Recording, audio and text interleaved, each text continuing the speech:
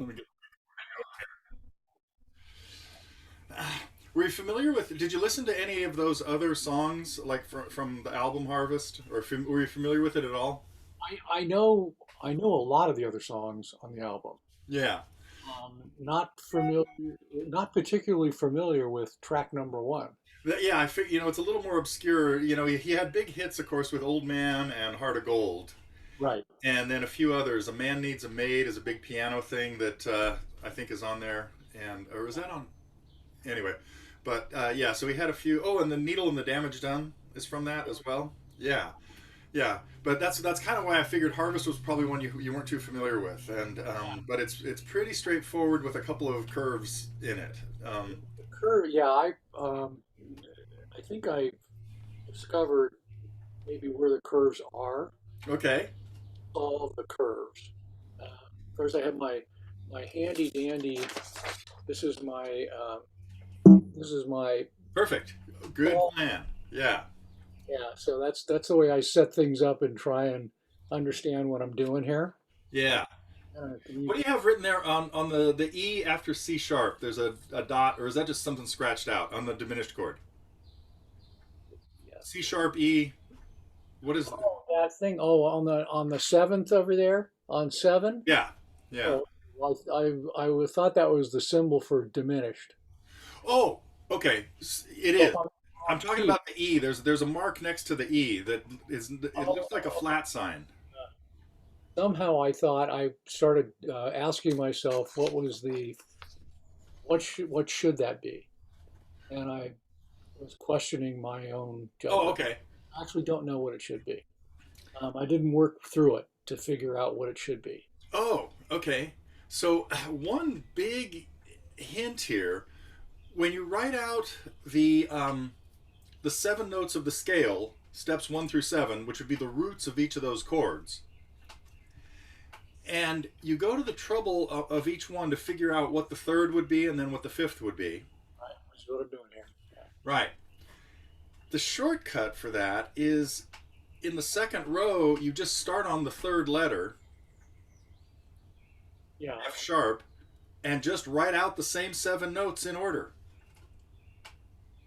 right, So the row of notes, so every row of those notes should have all the natural notes except F sharp and C sharp. All the F's should be sharped and all the C's should be sharped. And everything else should be natural. okay, And so, if you're making a sheet like that, now, on one hand, it's good to do exactly what you did, which is figure out the third and figure out the fifth. Get used to spelling out the triads. You're kind right, of thinking of them vertically, yep, the way you've got them on that page, right? But when it comes down to just figuring out what all the thirds are, all the thirds just follow the scale too. Just starting on the first third, which is F sharp. right, And so again, if you look at that horizontally, you can fill that out in 5 seconds. You just write out the scale again, but you start on the third. right. And the same thing's true of the fifth. So then I You, do the same. you just start on A and you write out A, B, C sharp, D, E, F sharp, G sharp, Okay. So right? right, okay. Now that all makes perfect sense to me. And what I was thinking about was, oh, this is seven, and so this is a diminished chord. Right? So um, what I didn't do was I didn't prove to myself that the E was a step and a half away from the C. Right, but it's C sharp. C sharp, excuse me, C sharp. Yeah, Yeah. And then the G is two whole steps away from the E. No, no, no, it's a step and a half. right. Step and a half. Yeah, yeah, it's a step and a half. Yeah. Yeah, I hadn't proved that out. That's when I was doing that. So, Good. No. right, So, in other words, I recommend doing the approach you did, right, which is prove all that. Make sure that it all adds up, yeah, you know. Um, and then, but after if you did that 4 or 5 times, you'd pretty soon be able to jump to the conclusion that the shortcut I just gave you, of what the notes are in all of those chords. But but if you just jump to that without like doing this once or twice or a few times, Yeah. um, you're not on the path. You sort of just flew to the location, right? Right. And you don't know how you got there, right? Right. So so one thing I think we talked about recently was if you can think of every scale as just numbers. We don't Yeah. care what key you're talking about. Right. And you know that the half steps are between 3 and 4 and 7 and 8 because we base everything on our major scale. Right. Then you can see what every kind of third is, whether it crosses a half step or not. Right. So it's going to always be 2 steps if it doesn't cross 3 and 4 or 7 and 8, and it'll always be a step and a half if one of those is involved, right? And then the only place you can start that will take in both half steps is note 7. You start on 7 and you've got a half step and a half to 2, Right. which is the third of 7, right? Right. And from 2 you go to 4, which brings in the other half step. Right. So that's why the diminished chord falls on step 7. It's the only step you can start on that has that situation where both half steps Yeah. are involved. Yeah. Yeah. Yeah. And, yeah. And what you were talking about there, that's actually why I wrote it out. I've done this a couple times. Write it out this way, so that I can visualize that series of whole steps and half steps, and then be Yeah. ready to do it. I'll know it. I can do it on the fly. Yeah. Yeah. So it gets faster just as you do it more or as you think about it more. And then and I can see that coming. The other reason I did it was that in some of the songs, particularly where there's a melody change or we're going to a chord or not, and the particular note that we're going to um, um, is, is a note that's not the root note.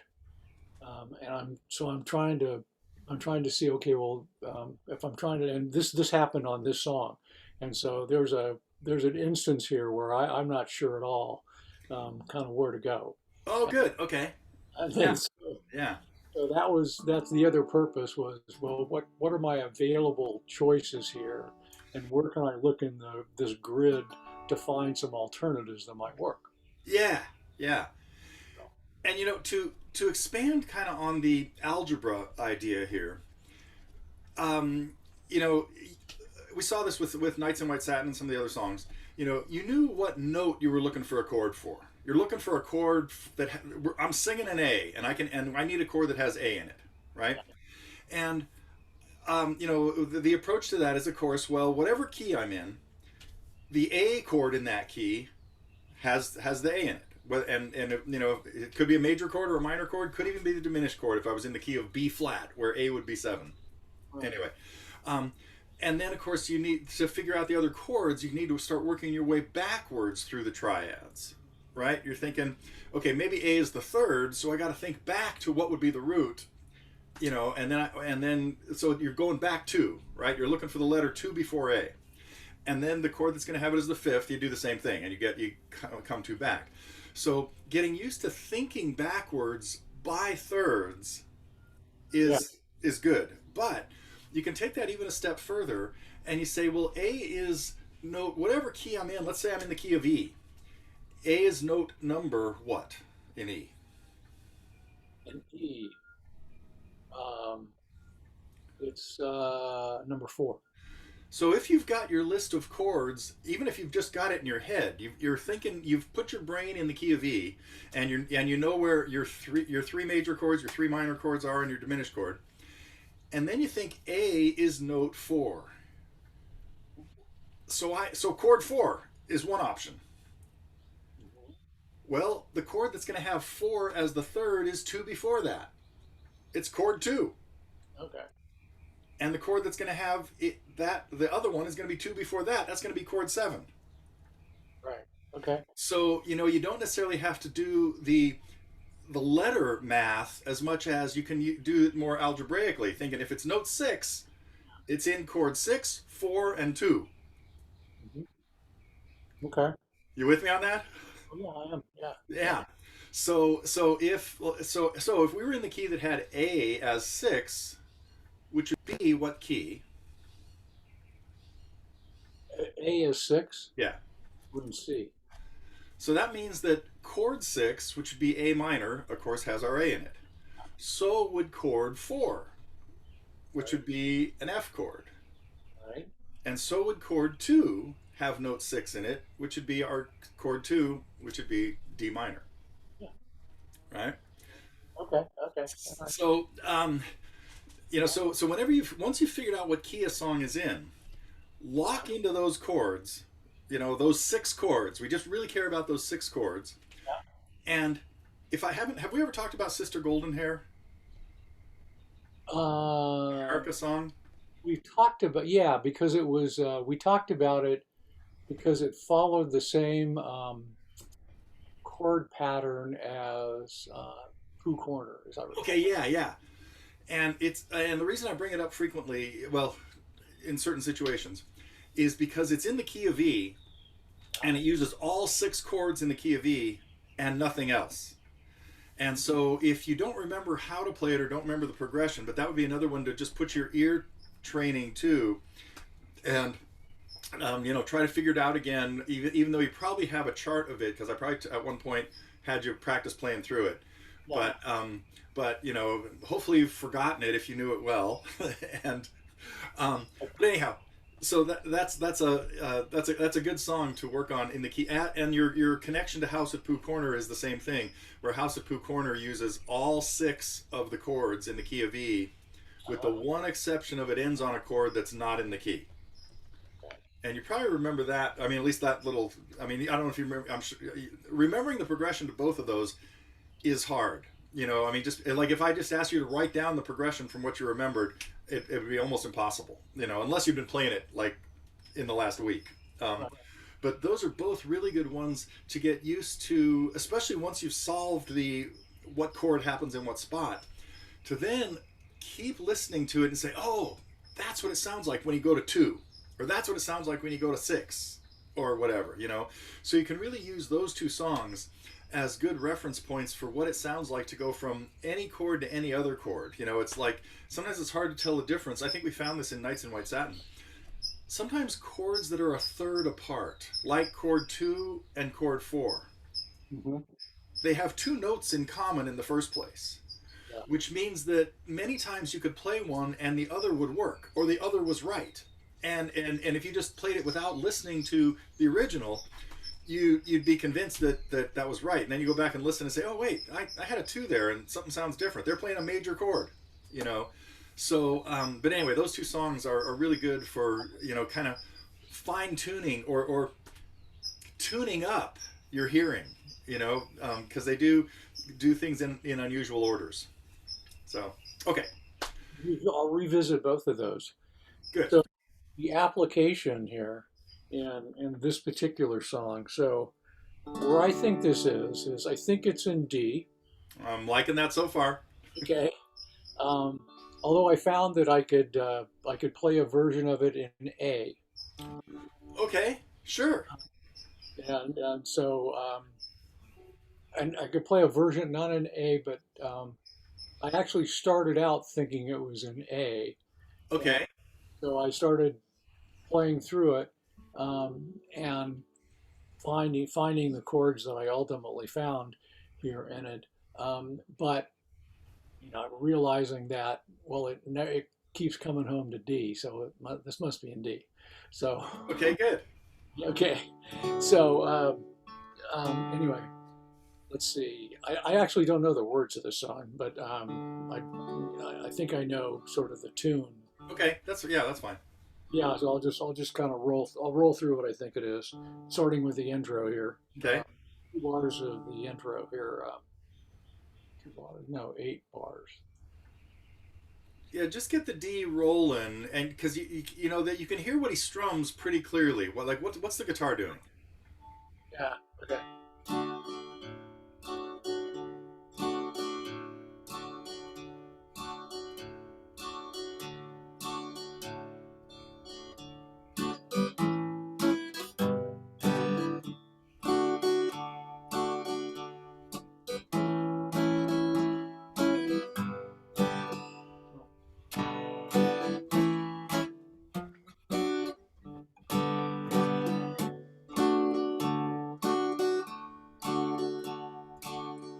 I'm going to try all that again.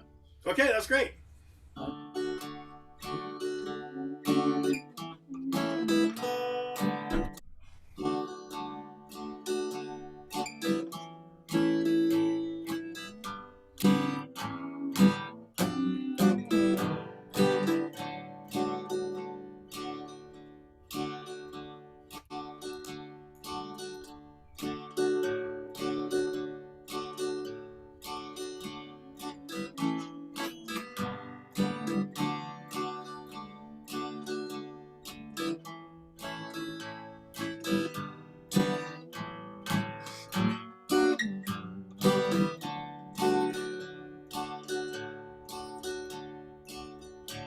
Okay, that's what I think it is. Okay, good. The and basically the whole song is that same progression. Yeah, The verse and the chorus are just it's one thing. You know, it's a one trick pony. yeah. Um, and d- did you find all the melody notes to the chords you were looking for? Like when you got into the second section, the G to A to B minor. Yeah, Can you yeah, play that melody? yeah. Okay. Actually, I know these melodies, but I'll just start from the beginning.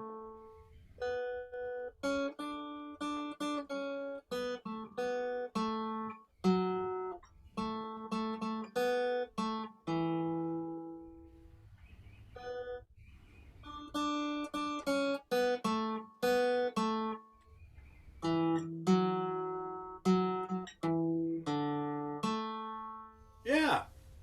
Okay. Yeah, there's a couple things I might hear slightly differently, and but it's get in tune better here first. Um, oh, what was it? Oh, you know what? While I'm in this tuning, which is double drop D, so I've got both E strings tuned down to D. Okay. The last student I was working with here yesterday was working on this.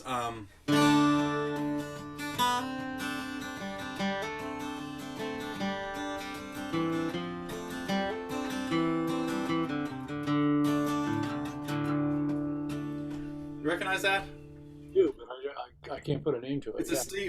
Steve Still song. Find the Cost of Freedom. Oh yeah. Yeah. And Yeah. they sing that. Find the cost. And basically, the guitar playing, you know, this double drop D tuning gives you a really cool droning sound, where the chords, like when I play a D chord here, it doesn't have a third in it. It's just D's and A's. So it's got this kind of hollow sound that doesn't sound like this. There's my third that in double drop D, with my string down to D, my F sharp would be up here. Right? Or minor would be here. But anyway, and Stills does this in a lot of songs where he kind of picks out a little melody.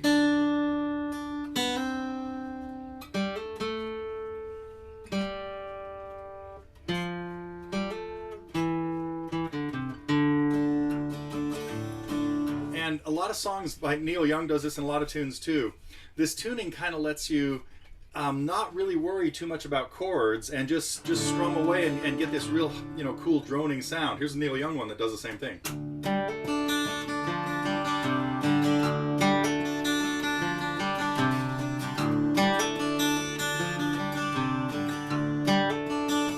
Finally, he goes into chords. And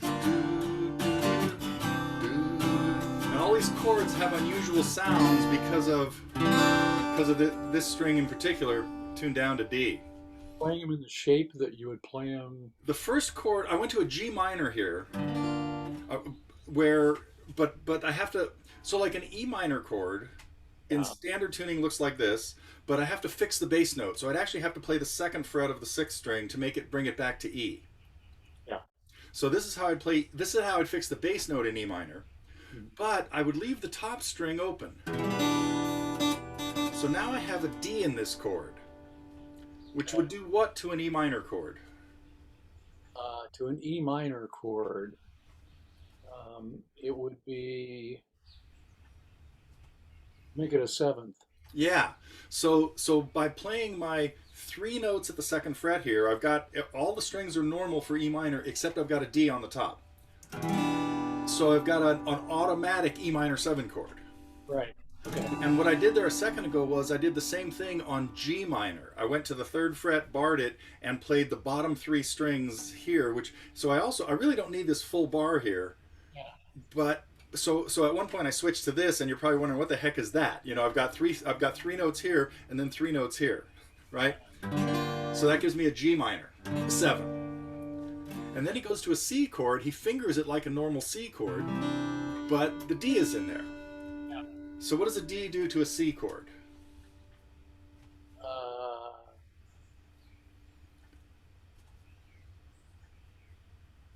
Make it a +2. Almost.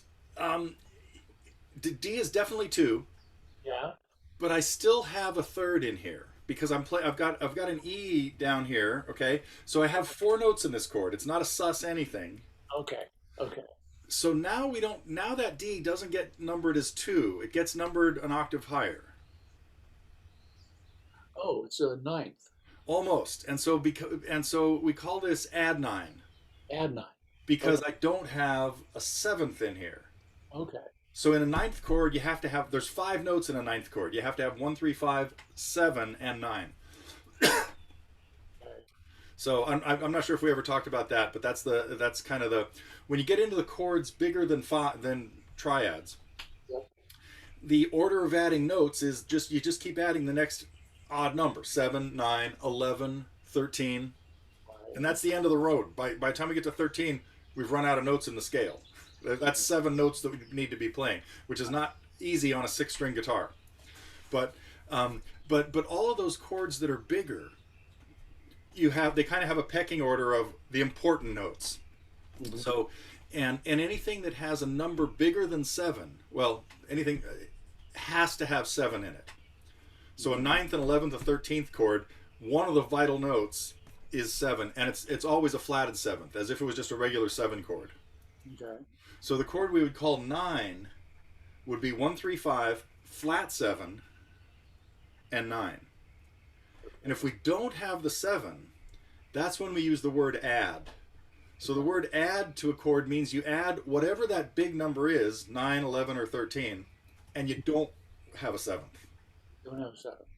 So it's a triad plus. Yeah, so add means it's usually going to be 4 notes, just the triad and the bigger number. Okay. Yeah. So anyway, so this C that I play in this drop D tuning really ends up being a C add 9.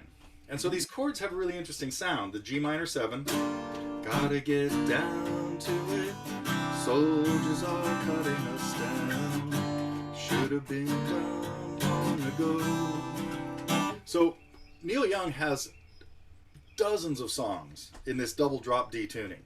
And that might be a door we decide to knock on, since I've opened it this wide already. Some of his songs, like Don't Let It Bring You Down, and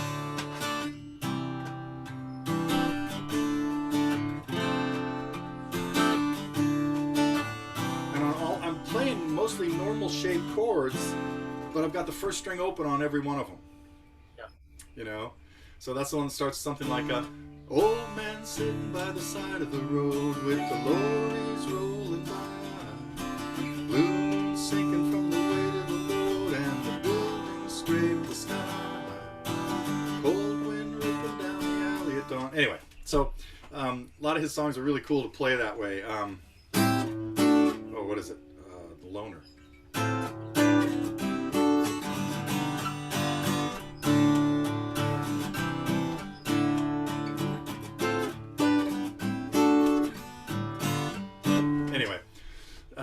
And Ohio, so yeah, there really are a lot of his tunes in this tuning. Okay, but let's get back to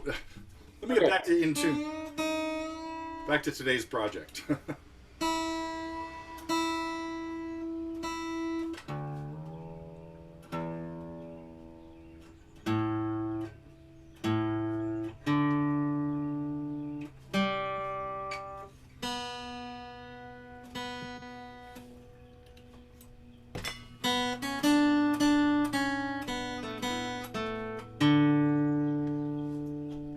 goes all the way down to a D in the melody there, where you went to an F sharp. But that chord is definitely D. Did I see you down in a young girl's town? So I sang a D, but town. The F sharp certainly works because it's in the chord. It also kind of makes it, and Neil Young does a lot of this too, where sometimes it's hard to tell, especially when he sings a note that's relatively low for him, like this D is, because he can get really high. He sometimes sort of swallows those notes, and the pitch is not really clear. He might do it more like this. Did I see you down in a young girl's town with your mother in so much pain? And it really wasn't clear like what I hit there. But it's a note. It's definitely a D chord that happens there. You can hear that it comes back home, right? Then I was almost there at the top of the stairs. You accidentally went to this note, to an E on that melody note, and then you corrected it in your head to the same F sharp that was from the earlier line. That note is an E. He sings an E on that chord. But again, it's hard to, do you hear where I am? I think so. You're after this, right?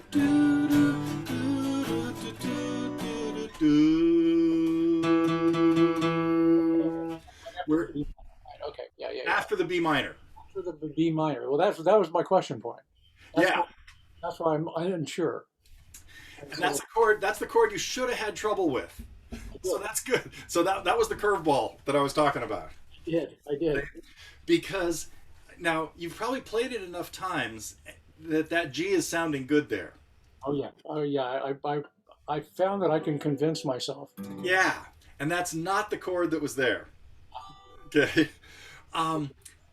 So now, kind of assuming that, or not assuming, but it was, if the note he was singing was E. Yes. What are our choices there? If the note we're singing is an E? Yeah. Okay, so our choices are E minor, E sharp diminished, A minor. A would be major, because A is 5 here, right? Yeah. Okay, so play that line again, from the G to the A to the B minor, and then follow it with one of, let's not bother with the diminished chord, with either the A or the E minor, and see what you think about both of those from the G. I did this, and I think I tried this, and I couldn't. You should have tried this. I would have a different note, I guess. So yeah, okay.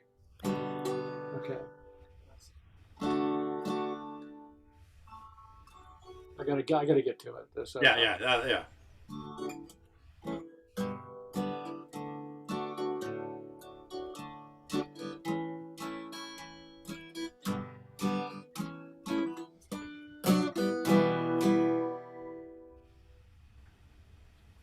Okay, try it the other way. Okay.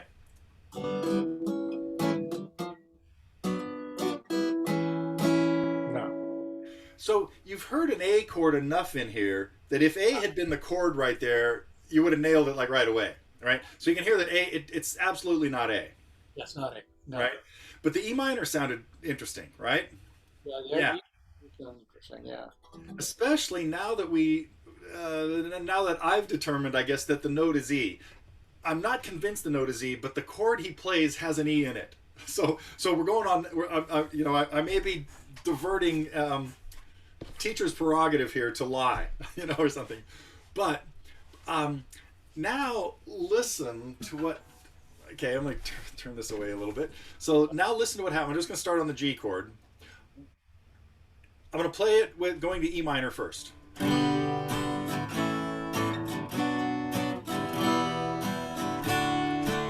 And of course it goes right back to a D chord after that, right? And he's singing there. I was just almost there at the top of the stairs with her screaming in the rain. I'll get back. I want to talk about the strum a little bit too. Here's what happened. See if you can tell me what was different. Here, one more time to hear the E minor.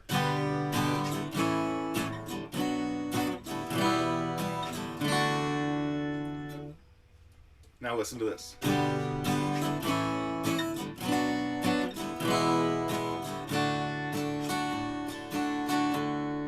more time.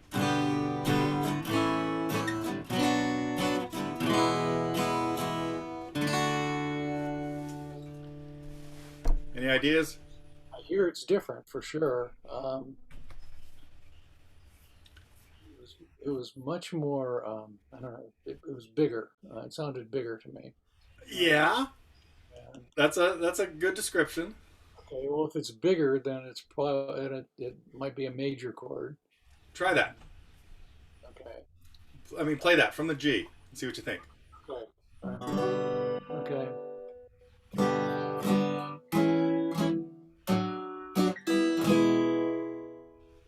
What do you think?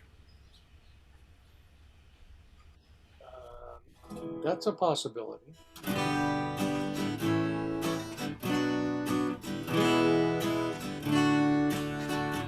That's what happened. It was E major. E major. Okay. Yeah. And now when you hear that, it should jump out as like something is weird about that, and especially when it returns right away to D. It's like a little, it's disconnected, Yeah. and that's what happens when you use a chord outside of the key. Like we heard the F in Nights in White Satin. It's like, oh wow, it was weird.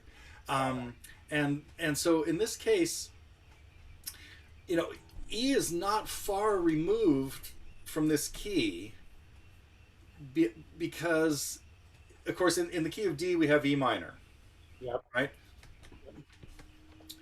And and the key signature for D is two sharps, F and C. If I go to an E major chord, what note do I have that is not in the key of D? What note do we have that's not in the key of D? Well, we have G sharp. What? G sharp. Yeah, or G sharp, right? Is that? Yeah. It wasn't coming through very clear. And when does G sharp become part of our key signature series? Like, how many sharps do we have to have before G sharp is in that key? You may not have this information like accessible right just yet. I don't, but just thinking about it for a second here.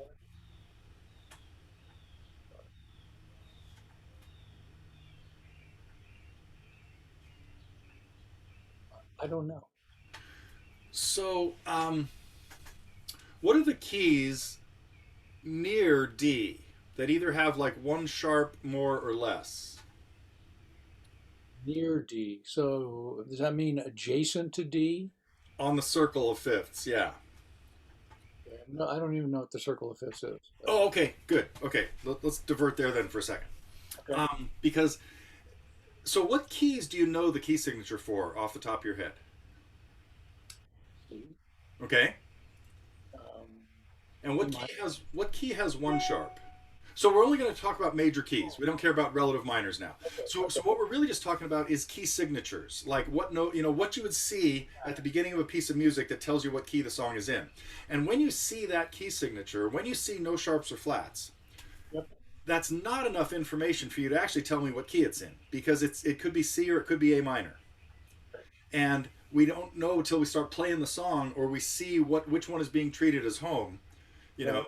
So that's kind of a trick question. When you look at a key signature and I say what key is it in, there are multiple correct answers, and to get really specific, you have to look further into the song to see what is being treated as home. And it doesn't have to be C or A. There are other keys that have no sharps and flats in them. Now, each of those are what we call modes. We've talked a little bit about the modes, I think, and stuff, Yeah. But basically, any one of the 6 notes that make up the first 6 steps of the scale, not really counting note 7, could really be home. They could be the tonic. So the whole thing could be revolving. It could have a key signature of no sharps and flats, but be revolving around the note D, the second note of the scale. And it never sounds like it's home when you go to a C chord or to an A minor chord, but when you come back to a D minor chord, it feels like, oh, that's what the song is revolving around. Yeah. So that's when we say the song is in a mode different than, it's not in a major key or a minor key. It's in one of the modal keys that are related to that. That's and if it revolves around note two, this will be the end of this story for now, but we'll dig into it later. And another, we'll pursue this later too. But if you want to read up more on modes, feel free to too. If it because this is one of those things that usually when people start finding out about this stuff, their like brain explodes and they just say, "Oh, I'll never get that. This is impossible."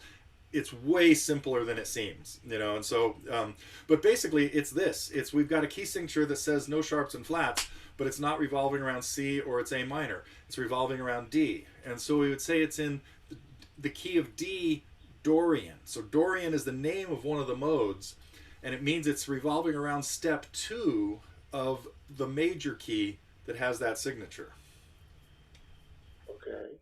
And that's one of the two most common. The other most common one is called Mixolydian, which means it's revolving around note five of the major scale, which in the case of no sharps and flats would be G. Anyway, But the name of the mode, just so I'm going to try to plant this idea. The name of the mode tells you which step it's revolving around. yeah, which step of the major scale? Of the major scale it's revolving around. Yeah, And then it could be it could be any key signature of that major scale, right. but you're treating that number as okay. If you're doing something in D Dorian, D, is it's still two of whatever you're doing Yes, and so since D would be two of C, of C. the key signature would be C. Yeah, so it has to be D minor. It would be D Yeah, minor. But it yeah. would be D minor. Okay, Well, that means a D minor chord would be our tonic chord, would be chord our home. got it. But we Got would say that the key is Dorian. It's in the key of D Dorian, is what we would say. It's not D major, it's not D minor, it's not C major, it's not A minor, although it's got the same notes in it as C major and A minor. it. But step two is the home, just like in a minor key. It's step six of the major of what you think is the major key. Right. And so when we decide to write out the progression for something that's in D Dorian, which is number two, what Roman numeral are we assigning to D minor? One. One. So it revolves around that. Okay, We, got it. we turn. It's like we turn the circle of notes one slot. Okay, So okay, D becomes one, E becomes two, got it. F natural becomes three, Uh-huh. and if we were in D major, it'd be D E F sharp. Yeah, So the Dorian scale has a half step at two and three, yeah, just like our minor scale does. okay. So a Dorian scale sounds like a minor scale. Then it changes at the end. There's one other note different. Anyway, we'll come back to modes, but I'm sure you'll. All right. The question was what key signature has one sharp? Right, that's where we were a few minutes ago before I took you off on this tangent. I think that's G. And what is the sharp? Um, okay. So there's got to be some easy way to know that, right? Uh, so we're starting on G, C sharp. Not quite. Why? We need half steps at three and four and seven. Right. Right. Okay. So we got a whole step to A. We got a whole step to B. Um,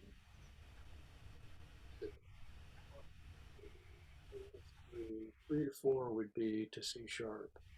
No, so three to four is the half step, Yeah. and we're at B. So four in G is just C, Just C. right? So Right. that B to C half step is in the right place. Right. So we don't. Okay, so now we're at C, which is note four. Right. So we need five, 5, which is D, six, which is D, right? Seven, 7 is F sharp, F sharp. right. So to add one sharp, to get to the key that has one sharp, which you knew was G or suspected was G, okay? Um, Turned out the note you had to fix to make the G scale fit the pattern was F sharp, which was the seventh note of the scale, right? And now you know the key that has two sharps in it, because we've been talking about it earlier today, is D. Right. So the key of D is going to have the sharp from the key of G. It's going to have F sharp because our D scale is going to go D, E, F sharp. Right. And then G, that half step is now like in the right place. Like the F sharp to G became the 3 to 4 half step. But as we continue, when we get to the end, we need a half step at 7 to 8 that we don't have unless we change the C in this scale to C sharp. So the D scale has the sharp from the key of G, the F sharp, and then it's the new note is the new seventh note to make it fit the pattern, which is C sharp. Okay, that's almost the end of this story for now because you can dig into this later, and do your own little research on it. So we think of the circle of fifths is a like a clock, a 12 markers on a circle, and it's a way for us to remember what keys have what sharps in them or how many they have and things like that. And at the top of the circle we put C at 12 o'clock. And as you go around from your side, as you go around clockwise, at 1 o'clock now would be the key of G with one sharp. Okay. And that's because G is the fifth note of a C scale. Okay. And that's why this is called a circle of fifths. To get to the next key, you always have to start on the fifth step of the key you're on. So at 12 o'clock we've got C. At 1 o'clock we have the fifth of C, which is G. And then the new sharp in that key, or the sharp that we need in that key, is the seventh note. We have to have an F sharp in that key to make it fit the pattern. And then the key that's going to be at 2 o'clock, two sharps, is going to be the fifth of G, which is D. Yeah. Okay. And the key of D then has to have two sharps, the existing sharp from the key of G, and we have to add, and the new seventh note, Okay. C sharp. Okay. Okay? So what key is going to have three? Okay. So we start at D, Mm-hmm. um, which had 2, and we're looking for. No, we just did that. We just looked for the fifth of D, right? We haven't done that yet. That's what we're looking for 3 o'clock. We're trying to get to the 3 o'clock Okay. slot. Okay. So um, then we have F, um, E, F, but we already have F sharp. So do we count that? Yeah, so the third note of our D scale is F sharp. So you're really just following the scale, and we've got already. So in the key of D, we have two sharps already, F sharp and C sharp. Right. Yeah. Right? So D, F, G, A, B. Not quite. Start again. D is 1. Here's 1. Um, E is 2. F sharp is 3. Um, G sharp is 4. 3 to 4 is only a half. Oh, it's G. So G is 4. G is 4. A is 5. So A is the fifth step of our D scale. Yeah. And if you continue the scale after A, we'd have 6 would be B, a whole step to B. And then 7 would be our C sharp, the note we just fixed, the note that just got added in the key of D. So to finish our whole D scale, you just have D, like what you wrote down on that page: D, E, F sharp, G, A, B, C sharp, right? Well, the fifth note of that is A. Yep. Just like you know that A is chord 5 in the key of D. Yep. But that's telling us that the key of A now is going to be the next key. It's going to be the key that has 3 sharps. Right. And the sharps are F sharp and C sharp from the previous keys. Right. And then we have to have a new sharp in A that makes the 7 to 8 half step correct. That's going to have to be D sharp. Yeah. So the key of A has 3 sharps: F sharp, C sharp, and G sharp. And getting back to Harvest, the chord we played, the E chord that we played, had a G sharp in it. Right. And that's kind of hinting at the fact that that chord is borrowed from the key of A, which is only one note different than the key of D, and that different note is G sharp. Okay. So songwriters do this all the time, is they borrow chords from nearby keys, like neighboring keys, either one sharp more or one sharp less, that and use them kind of like as the second ring of chords you might see in a song that's in D. The first ring would be the 6 chords in the key. Yep. Then the second ring would include chords from nearby keys, like this E chord that's from the key of A. Okay. So when I started out going down the road on thinking this was in A, Yeah. then at least from a pitch standpoint, I was probably going down the right road. Yeah. Yeah. You know, Say again. I could make it work out. Well, when I first did this, and I think it's an A, I'm Mm-hmm. sort of starting this thing out, and I could make it work out. I could find the keys and all. I never found the E because I guess I never tried that. Right. But that, Right. yeah. So also, I needed to go. Yeah, there in the up. Yeah. Huh. Um. So did you write out the chords in the key of A Yeah, first? Okay. And an E chord would have been one of those. yes, Yeah. Okay. Good. So, but then how'd you determine that it was in D? because because it came home to D. Okay. Good. Yeah. Uh-huh. I And just at the very beginning of the song, you do hear what you really hear is these 2 bass notes, loud and clear, right? And you might have thought you were hearing a chord change there. You could have even thought you were hearing this.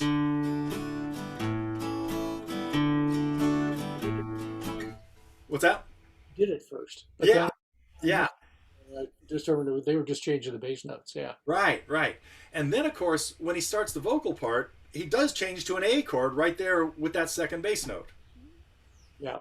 You know, so it's real easy to see how that could have all kind of added up together to where it seems like, oh, maybe it is in A. You know. Okay. Yeah, Okay. yeah. One last thing about the strumming, because he does one more thing, and since this is a relatively slow song, even though the chords change every 2 beats, I would really think of one measure as having 2 bass notes in it. This would be one measure, right? So those bass notes we're tapping 2, 3, 4, right? And then the chords are once the chords start changing, they change every half a measure, right? Right. Right. Okay. Um, he strums it. He has a little bit more. It's not exactly this, I don't think. I hear another up in there.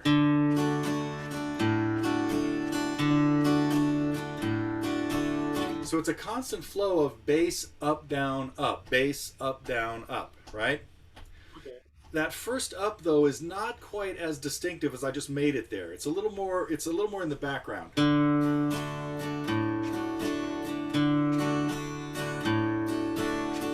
but it does mean you have to hit that bass note and kind of follow through with that down to catch the up, like right there. Yeah. Yeah. You know, yeah. And let's see. There's one more thing I was going to say there. No, I guess that was pretty much it. Um, oh, there. Yeah. So there's also something else unusual. Let me think about this.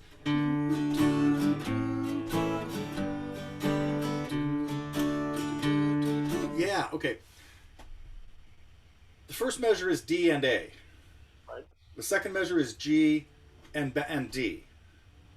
So that you get to that D on the third beat of the middle of the second measure. And when you get back to right, okay, and then you're going to start another full measure of D. Because the next measure is yeah, right. So we've got D, A, G, D, and now I have another whole measure of D. So I actually have to restart the bass on the fourth string again. In other words, I'm not going to alternate. I'm not going to use the fifth string as the first bass note of my measure of D now. Is right there. That's a whole measure of D. That doesn't go to A on 3. No, we got D, A, G, D. Now another whole measure of D. And a whole measure of A. Right? Yep. Okay, so we had a half a measure of D before the full measure of D. Yeah. Right. And so we have to we're going to hit the same bass note twice in a row there. We're going to hit a D, we're going to hit the fourth string on the D that is the half a measure. Yeah. Then we're going to hit the fourth string again at the beginning of the full measure. Okay. Okay? So we have to like get back in the right stride. Yep. Which is root on the first beat. Even though we just played the root on the third beat, Yep. when we got to the half a D. Yeah. Okay. Yeah. And I You got it? get where that goes. Yep. Yeah. And then we've got the second half, the G to the A to the B minor to the E. Now that's two full measures. Now we get back to D at the beginning of a measure again. So the next D that we're going to come up with, we're back on beat 1, so we're kind of like back in stride. And we have two full measures of D there to keep that whole thing square. Right. You know, so we've got a measure of G to A, B minor to E, and now I need two measures of D to balance the whole thing. Then we start the next verse or chorus or whatever to keep it all squared up. Okay. Okay. And it does roll through the same way on the instrumentals and all. Everything right. It's really just one progression. Okay. Yeah. By the way, that E sounds really good now. Yeah, you're buying it now. Huh? Yeah, it's like, oh, that's the answer. Yeah, yeah. So, okay, so read up a little bit more on the circle of fifths Yeah. and on modes. Yeah. And the important modes are Dorian and Mixolydian. Dorian, as you would guess, Mixolyddian. Okay, those are because if you start reading up on all the different kinds of modes, it can get really messy. Those are the two that are important. Dorian and Mixolydian. Starts on 2. Yep. And Mix starts on 5. On 5. Okay. Because our minor one starts on 6. What's that one? Does it have a name? Oh, so actually what we call major and minor Yeah. have Greek names too. So all 7 of the modes have Greek names. But we don't use the Ionian is what major is now called. Okay. And Aeolian is what minor is. So major and minor have replaced Ionian and Aeolian. So don't let those terms confuse you either, because if you dig up something on modes, it could start talking about the Ionian mode, and you say, what the hell is that? That's our major scale. Okay. And then as far as the circle of fifths goes, we only really care about 5 important keys on the guitar.